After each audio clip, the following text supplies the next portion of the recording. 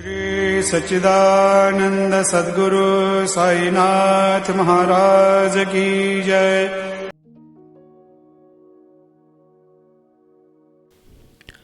Sri Sai Satcharitra, Chapter 39.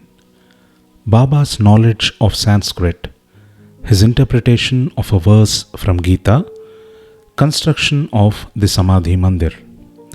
This chapter 39 deals with Baba's interpretation of a verse from the Bhagawad-Gita, as some people believed that Baba had little knowledge of Sanskrit, but by the interpretation of Nanasaheb Chandorkar's query, Hemadpant refuted that charge in chapter number 50, and as it deals with the same subject matter, it is incorporated in this chapter. Preliminary. Blessed is Shirdi and blessed is Dwarkamai, where Shri Sai lived and moved until he took Mahasamadhi. Blessed are the people of Shirdi whom he obliged and for whom he lived there. Shirdi was a small village first, but it attained importance on account of his contact and became a tirtha, holy place of pilgrimage. Equally blessed are the women folk of Shirdi, blessed is their whole and undivided faith in him. They sang the glories of Baba while bathing, grinding, pounding corn, and doing other household work. Baba's interpretation. Nobody believed that Baba knew Sanskrit. One day, he surprised all by giving an interpretation of a verse from the Gita to Nanasaheb Chandorkar. A brief account about this matter was written by Mr. B.V. Dev, retired Mamaltadar, and published in Marathi in Shri Sai Lila magazine, volume 4, Sputa Vishaya, page 563.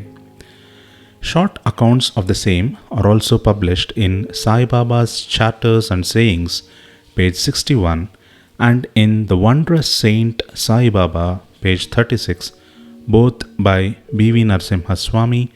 Mr. B.V. Dev has also given an English version of this in his statement dated 27/9/1936 and published on page 66 of Devotees' Experiences, Part 3 by Narasimha Swami. As Mr. Dev has got first-hand information about this subject from Nanasaheb himself, we give below his version. Nanasaheb Chandorkar was a good student of Vedanta. He had read Gita with commentaries. He fancied that Baba knew nothing of Sanskrit texts. So, Baba one day pricked the bubble. These were the days before crowds flocked to Baba, when Baba had individual meetings at the mosque with such devotees. Nana was sitting near Baba and massaging his legs and muttering something under his breath. Baba: Nana, what are you mumbling to yourself? Nana: I am reciting a shloka. Baba: What shloka? From Bhagavad-Gita. Say it loudly. Nana then recited Bhagavad-Gita, volume 4, 34, which is as follows. Tadviddi pranipatena pariprashnena sevaya upadekshayanti te jnanam jnana nishtvadarshinaha. Baba said, Nana, do you understand it? Yes. If you do, then tell me its meaning. It means this: making Sashtanga Namaskara, that is prostration, asking the Guru, serving him, learn what his knowledge is, then those who have attained the real knowledge of the Sadvastu, Brahma, will give you Upadesha, instruction of knowledge. Baba replied, Nana, I do not want this sort of collected purport of the whole stanza. Give me each word, its grammatical force and meaning. Then Nana explained it word by word. Baba said, Nana, is it enough to merely make prostration? I do not know any other meaning for the word pranipat than making prostration. What is pariprashna? Asking questions. What does prashna mean? The same, questioning. If pariprashna means the same as prashna, why did Vyasa add the prefix pari? Was Vyasa off his head? I do not know of any other meaning for the word pariprashna. Seva. What sort of seva is meant? Just what we are doing to you. Is it enough to render such service? I do not know what more is signified by the word seva. In the next line, Upadekshyanti te jnanam. Can you read any other word in lieu of jnanam? Yes. What word? Ajnanam. Taking that word instead of jnan, is any meaning made out of the verse? No, Shankara Bhashya gives no such construction. Never mind, if he does not. Is there any objection in using the word ajnan if it gives a better sense? I do not understand how to construe by placing ajnan in it. Baba said, why does Krishna refer Arjun to Tadvadarshis to do his prostration, interrogation and service? Was not Krishna a Tattvadarshi, in fact Gyan itself? Nana said, yeah, he was, but I do not make out why he referred Arjun to Gyanis. Have you not understood this? Nana was humiliated. His pride was knocked down. Then Baba began to explain. It is not enough merely to prostrate before the Gyanis. We must make Sarvashva Saranagati, complete surrender to the Sadguru. Mere questioning is not enough. The question must not be made with any improper motive or attitude or to trap the Guru and catch mistakes in the answer or out of idle curiosity. It must be earnest with a view to achieve spiritual progress or liberation. Seva is not rendering service with the feeling that one is free to offer or refuse service. One must feel that he is not the master of the body, that the body is Guru's and exists merely to render service to him. If this is done, the Sadguru will show you what the knowledge referred to in the previous stanza is. Nana did not understand what is meant by saying that a Guru teaches Agyan. Baba said, how is Gyan Upadesh, that is imparting of realization to be affected? Destroying ignorance is Gyan.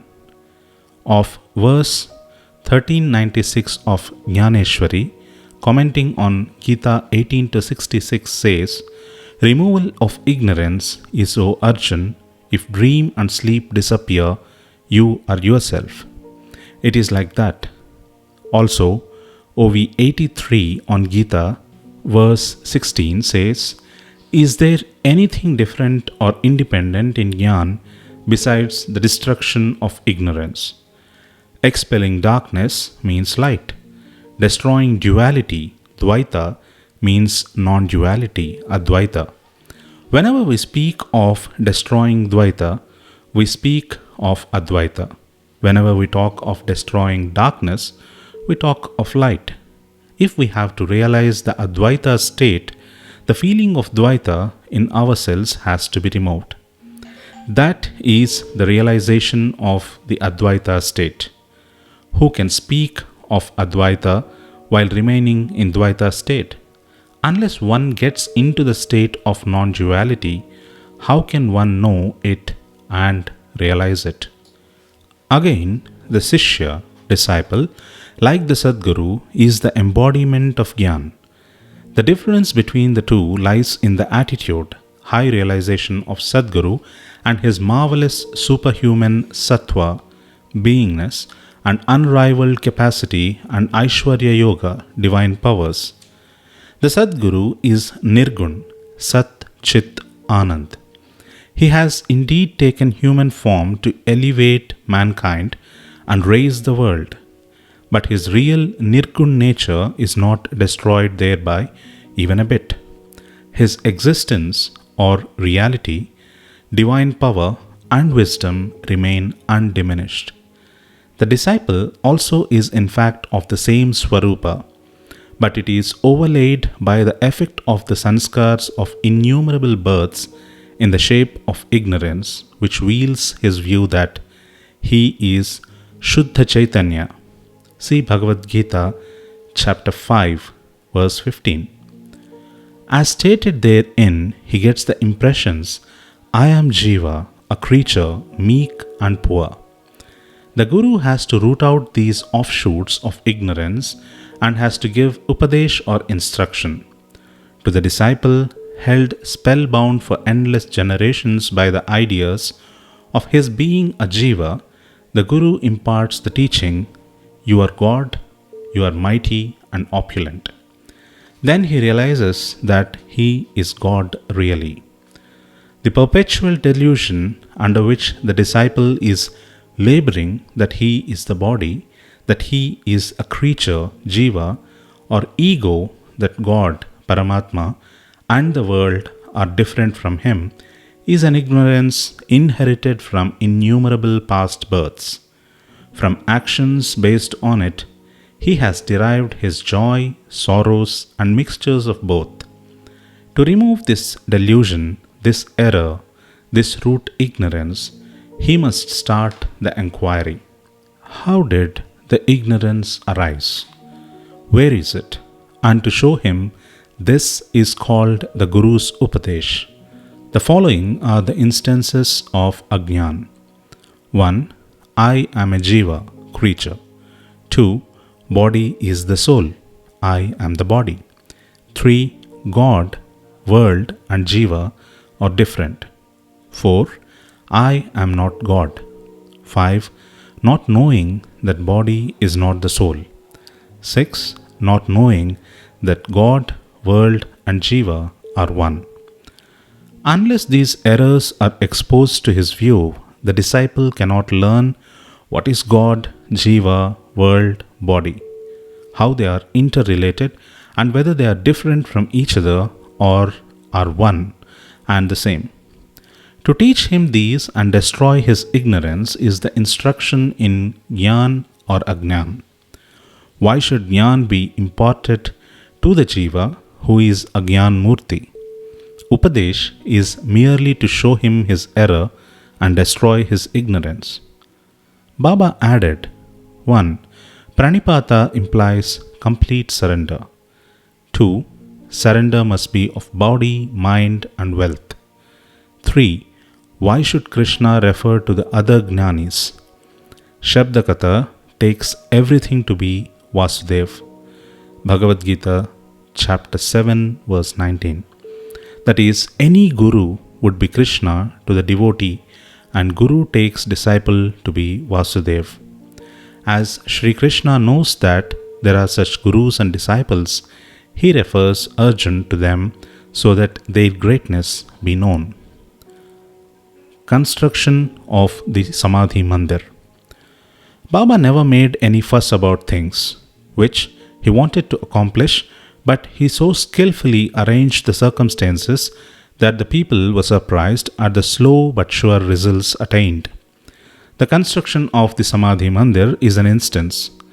Shriman Bapu Saheb Bhuti, the famous multimillionaire of Nagpur, lived in Shirdi with his family. Once, an idea arose in his mind that he should have a building of his own there. Sometime after this, while he was sleeping in Dikshitwada, he got a vision. Baba appeared in his dream and ordered him to build a vada with a temple. Shama, who was sleeping there, also got a similar vision. When Bapu Saheb awoke, he saw Shama crying and asked the latter as to why he was in tears. Shama replied that in his vision, Baba came to him and ordered distinctly, "Build the vada with the temple. I shall fulfill the desires of all." On hearing the sweet and loving words of Baba, I was overpowered with emotion. My throat was choked, my eyes were overflowing with tears, and I began to cry. Bapu Saheb was surprised to see that both their visions tallied. Being a rich and capable man, he decided to build a Wada there and drew up a plan with Shama. Kaka Sahib Dikshit also approved of it. And when it was placed before Baba, he also sanctioned it immediately. Then the construction work was duly started, and under the supervision of Shama, the ground floor, the cellar, and the well were completed. Baba, on his way to and from Lendi, also suggested some improvements. Further work was entrusted to Bapu Sahib Jog, and when it was going on, an idea struck Bapu Sahib Booty's mind that there should be an open space or platform, and in the center, the image of Muralidhar, Lord Krishna with a flute, be installed. He asked Shama to refer this matter to Baba and get his consent. The latter asked Baba about this when he was just passing by the Wada.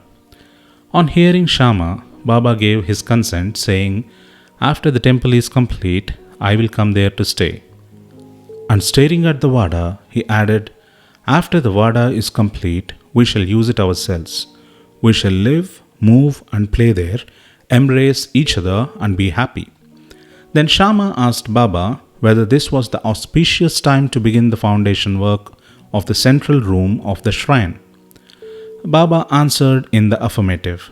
Then Shama got a coconut broken there and started the work. In due time, the work was completed, and an order was also placed for making a good image of Muralidhar. But before it was ready, a new situation turned up. Baba became seriously ill. Bapu Sahib became very sad and dejected, thinking that if Baba passed away, his Wada would not be consecrated by the holy touch of Baba's feet, and all his money, about 1,00,000 of rupees, would be wasted away. But the words, "Keep me in the Wada," which came out of Baba's mouth just before his passing away, consoled not only Bapu Sahib, but one and all. In due time, Baba's holy body was placed and preserved in the central shrine meant for Muralidhar, and Baba himself became Muralidhar, and the Wada thus became the Samadhi Mandir of Sai Baba. His wonderful Leela is unfathomable. Blessed and fortunate is Bapu Sahib Booty, in whose Wada lies the holy and the pure body of Baba. Bow to Shri Sai. Peace be to all.